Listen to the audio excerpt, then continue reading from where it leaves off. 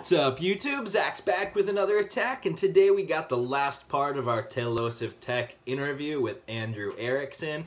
And today we're going to be talking about such things such as the Apple ecosystem becoming too big to handle, negative reactions to Andrew having a YouTube channel, and the weirdest fan interactions that he's had to deal with being a bigger YouTuber in the platform these days.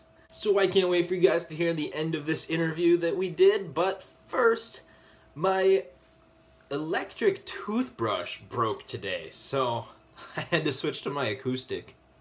Zach's back with another attack, so come on in and just relax. Hit subscribe and join the fun. You're Zach to the future now, son. So a minute ago you were mentioning how as a tech channel you kind of have to buy the iMac Pro and the MacBook Pro and then the iPhone 8 and the iPhone 10 and everything.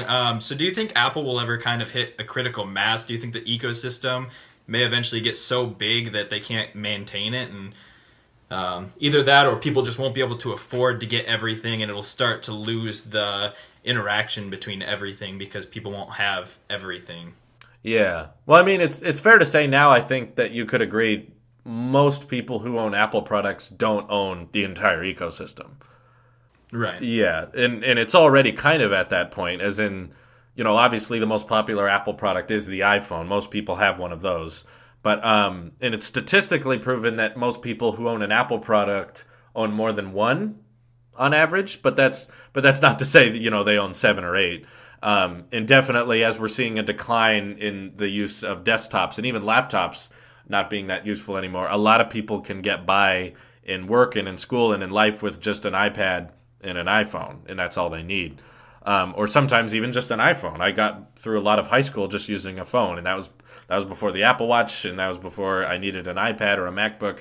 That was all I needed. So, yeah, I think as the next extension to the Apple ecosystem is going to be, well, the HomePod, first of all, but after that, likely augmented reality glasses or something like that, it could start to become easily overwhelming, and I think that the Apple sheep that buy everything in the ecosystem probably are going to be a very small piece of the Apple customer base. I think priority of them all are just going to own iPhones, maybe a couple iPads or an Apple Watch, but for the most part, only like techie professionals, like people who edit video or edit pictures or need coding and stuff like that, are really going to have the need to buy a desktop or a laptop even. Because for basic consumer tasks, an iPad can really get it done. You don't need to buy a MacBook to write papers or to watch videos or Netflix. You don't need a laptop for that, especially when laptops are costing, you know, $1,400 and more.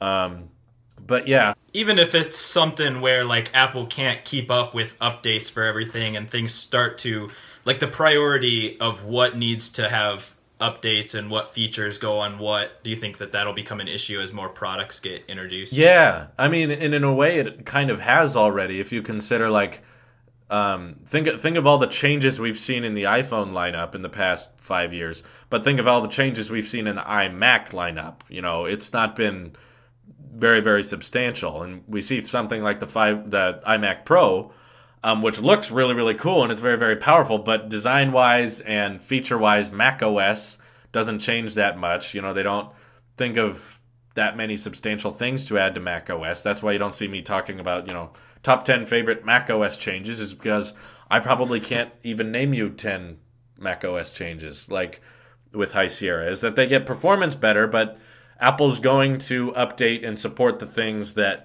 are the most successful. And right now, and for the next 10 years, likely it's going to be the iPhone. That's why you see pretty substantial changes with iOS between 9, 10, and 11. A lot's changed. And you see diversification with the iPhone lineup. We now have an iPhone brand new from Apple starting at $350. And it extends all the way up to $1,200. So diversifying a lot, because they know that everyone buys these things and they want to make sure that there's one for everyone. And I think the Apple Watch is probably the next runner-up with that, now that we have one that starts at $250 and range up to $1,500. So they're trying to appeal to everyone there. But yeah, they're going to slow down on support for things as the ecosystem gets larger, but I'd probably say that the iPhone's going to stay supported, and it's going to stay the primary focus of Apple for quite a few years before something takes its place. Cool. Whether it's something on YouTube or off of YouTube, what is your biggest dream in life? Ooh, that's a nice one. I never get asked that. These are good questions. Well, personally, not to get a little too deep, but I have very deep and controversial stories in my head. The whole reason I went into filmmaking in general, and not just YouTube, the whole reason I wanted to make movies was because I don't look at them as an art style. I don't look at them as a business expense. I just look at the media as being powerful. I think that being able to talk about controversial topics and to be able to debate them is going to be really, really important in the future of the 21st century, as I'm going to grow up and be middle-aged in the middle of the 21st century. I think that's going to be one of the biggest problems we'll have with humanity, is not being able to communicate or not being able to understand each other. Not necessarily that I want to make everyone agree on the same topic. I just want to make everyone be more accepting of contradictory ideas that they don't necessarily agree with. And there's a lot of stories that I think resemble our current situation, whether it be with free speech or with political ideas right now. And I don't like to get political because I want to get to that point in my career, but I don't think the world's ready for it yet. And if I were to go to political on my channel, I'd probably lose half my subscriber base. So I'm not ready for it. I don't think my fans are ready for it. But someday I have movies that resemble modern day topics that are controversial, and I have a lot of ideas that I know just by watching the news and by watching YouTube comments from head to toe, that what I believe is going to be very, very different from what a lot of people find acceptable. And I hope that, I consider this whole Apple versus Google thing kind of a test run right now. It's kind of me warming up for how very, very difficult debates will go in the future. I think I have very, very meaningful discussions to have with other people when I get older. And right now, as a teenager, it's perfectly fine for me to just focus on iPhone or Pixel. It's not really a big problem, but you can see how defensive people can get about those kinds of things. So it's a good warm-up time. But my big dream is to make stories that people kind of look at as people look at my channel right now. Is it like, this is biased, this has predetermined opinions, but it does bring up some good points. So I can understand his point of view better. I don't necessarily watch Tailosive Tech and turn into an Apple sheep. That's not what I'm going for. But what I want people to understand is that when a lot of people agree on something and a lot of people are passionate about something, it's justifiable. There's a reason, and you can understand that, and we can still respect each other. We can still shake hands and have a good day. Just because of contradictory ideas, we don't have to tear each other apart. So there's a lot of big climactic stories that aren't comedy, that are serious, that I want to make. And I'm hoping that as the Tailosive Network grows and I have more money and support from fans, I'll be able to make those stories happen someday. They're not ready for them yet. We'll get there. Cool. So I got one more question. Okay. 1.5, I guess. Sure. You kind of already answered one of them, so I just wanted to see if you had anything else to add to it. Have you ever gotten any negative reactions to you having a YouTube channel from people in your personal life? Negative reactions from people I know, personally? Yeah, I mean, I'm sure you get negative reactions from people on YouTube. Oh, yeah. That's expected. Just trolls or whatever, or Google people who don't like you saying negative stuff. But yeah.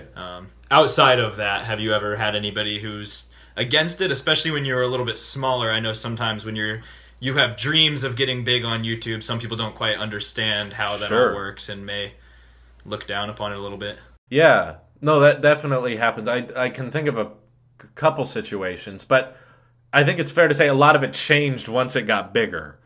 But before YouTube was big and before I had any kind of audience and it was mostly just me uploading random videos, I could say a lot of family and friends didn't really look at it as a useful way to spend time. They looked at it as kind of wasteful, that I would not do homework or that I would stay up late working on things.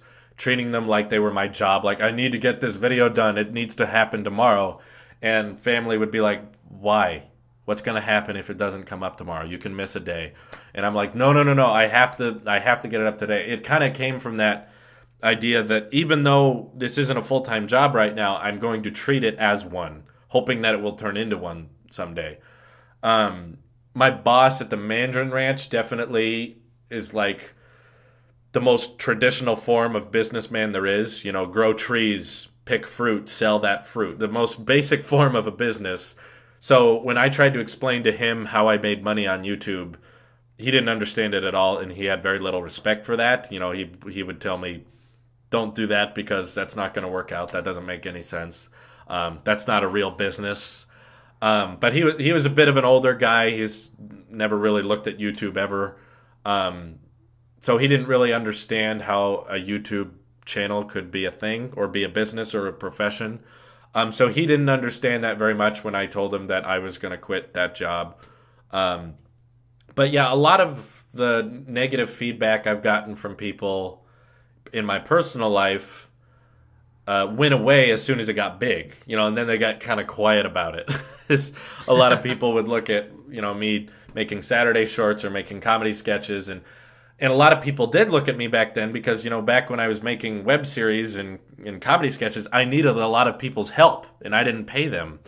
I was asking friends to come over on weekends and come over after school and do a lot of work for a movie, you know, be running around in the heat or be jumping over fences or be putting on military outfits, all of it for 10 to 50 views. You know, it didn't seem worth it in the long run, and everyone would keep looking at it like, Drew's that movie guy, you know, why would he care about this kind of thing? Why does it matter? Why don't you focus more on school?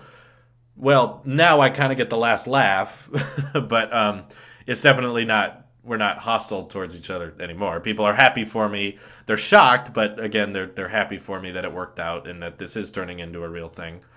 I can't think of much now other than, like I kind of mentioned earlier, my friends and family kind of not really used to someone my age being moved along in life so quickly. They're not used to someone having to deal with having so much money and having to deal with power bills and garbage bills and becoming self-sufficient at such an early age. You know, most of my friends and family are either in dorms or living at home while going to college or looking for a job, and they already have graduated.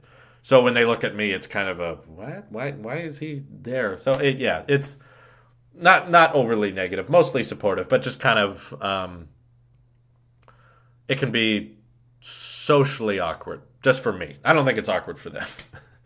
The first part sounds a lot like the getting rid of the headphone jack, kind of hostile at first until it works out, and then you're like, all right, exactly. I see what you're going for there. Yeah, exactly. That's a good metaphor for it, is that when you first do it, everyone's mad beyond belief, and then when it actually works out and everyone else is doing it, then it's like, yeah, whatever. We move on. Yeah. All right, so the last question I have for you, I've watched some of your videos, and you've talked about like a security guard or the detective living in the same building as you guys and said, if anyone comes. So I was just wondering, have you ever had any weird fan interactions or anything like that? Or is this the weirdest fan interaction you've had? Well, I haven't had any face-to-face encounters with a fan ever. I ran into one incident, and I'm not really sure if it was a fan, because my parents are very, very well known here because they've been teachers for 30 years, and when you have 30 students a year, and that's 60 parents a year, you know a lot of people, so they've been here nearly their whole lives. So I'm actually, and it's a small town, so a lot of people actually know me and know Tailosive because of me, not because they found Tailosive and then found me. But one time I was in a McDonald's, and a kid had my videos playing on his phone, and he held it up to me and said, "Is that you?" And I was like, "Yeah." And he went, "All right, I got you." And then he left. That was, I don't know why he felt the need, but he was kind of a younger kid. So I'm assuming he may have heard of me because one of my parents was his teacher or something, because I'm pretty well known at my parents' schools because they'll play my videos when not much is going on in class. So they pretty much a lot of people in town know about me, but it's not because of YouTube. It's because of my parents, and they've been here a long time, and they started a charter school. But we have ran into weird situations with people online. They never have threatened to come here or have ever stalked me down, but there have been people who have tried to figure out where we are or where we live. There was one specific incident in which a fan tried to get my friend Dan from Tailosive Movie Reviews. He found out where he worked and then found out who the manager of that location was and tried to get Dan fired. Oh, wow. And then he also messaged all of my friends on Facebook, found me on Facebook, found all my friends, and then tried to tell all my friends that I was gay or that I harassed people, or not that there's anything wrong with being gay. It just wasn't true. And I was dating someone. I was dating my girlfriend, who I'm still dating at the time. So that was kind of awkward because he started messaging my girlfriend's friends and filled them with all these terrible ideas. So then I had to explain everything. I was like, I'm so sorry. None of that's true. It's a crazy fan. So that's probably the worst thing that's happened. The other probably awkward thing was people threatening to sue me without really a cause. Like sadly, the guy who made our new channel art and our intro and outro and all our new videos got upset after I paid him everything about me not paying him enough. So then he threatened to sue, and I said he had no claim, and that kind of got hairy fast, and he never really said he was sorry about it, but we just kind of assumed nothing would happen, and so far we've been fine because we know he doesn't have any legal action against us. So if we did go to court, nothing would happen. But yeah, for the most part, everyone's been pretty nice, and we try to keep our location hidden, not because we're worried about someone breaking in and robbing the place. That's not what I'm concerned about. It's more about just when people have personal information, they try to blackmail you into stuff. They try to, as that guy did. You know, he tried to find where I lived and my phone number and my email address and said, I'm going to tell everyone this if you don't give me blah, blah, blah. So face-to-face, nothing that bad has happened, but online it can get creepy fast. For sure, yeah. Some of those do sound a little weird. Okay. It's kind of weird to find people that just do that. You know, they have nothing better to do with their time. It's confusing that's how they decide to spend their days. But by far, I try to remember that, you know, 99.99% of my fans have been completely polite and very pleasant to be around and to talk to. So I try to focus on them. Awesome. Well, we've been talking for almost an hour now, so okay, I'm not trying to take any more of your time. Definitely appreciate it. I appreciate you contacting me, and I hope the shout out helps you out, and I hope this helps you out. I want to see other people grow up just like I did. Cool. Well, thank you. Hope you have a great rest of your day. Thanks. You too. Have a good one. Thanks.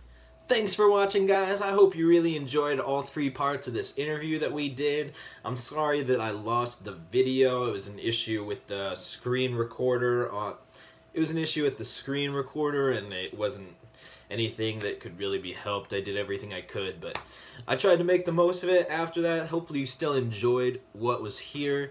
I was able to still use all of the audio, so that was really cool. But guys, there's lots of other great content, so hit that subscribe button so you don't miss any of it. Make sure you subscribe to Tailosive Tech and Tailosive Food and Tailosive Talks and all of these other channels that the Tailosive Network has going on. They're really great. But in the meantime, guys, I'm Zach. Don't you do crack, and I'll catch you in the future.